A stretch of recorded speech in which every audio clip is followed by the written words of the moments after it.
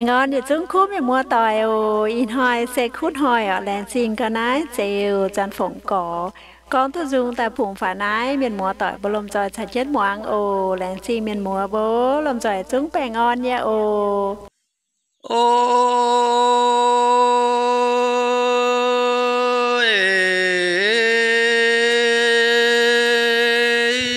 thọ na ô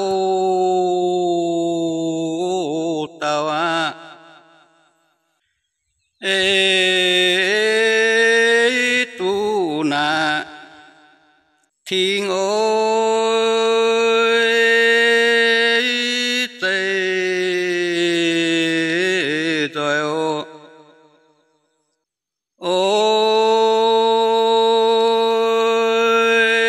ôi mà kẻ na quê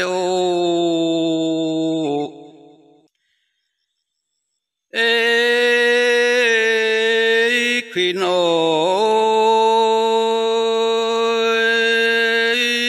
sen điệu tới biểu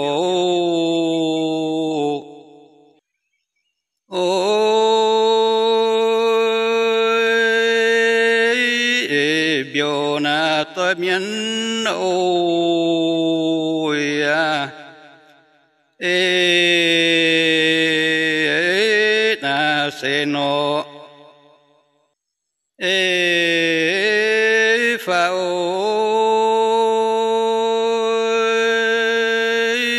sen điệu tới biểu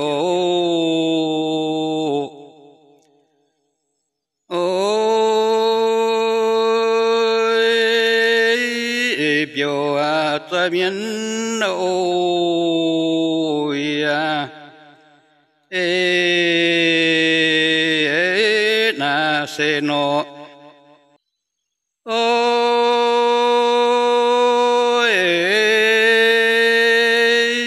ta na ô xiên na ê tôi na sun ôi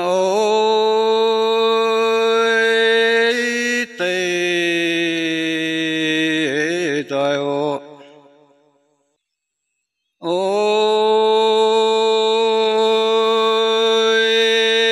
em giáo na phàn ô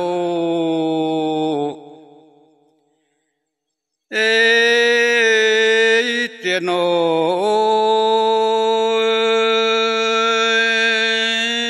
kèn quê khuyên ôi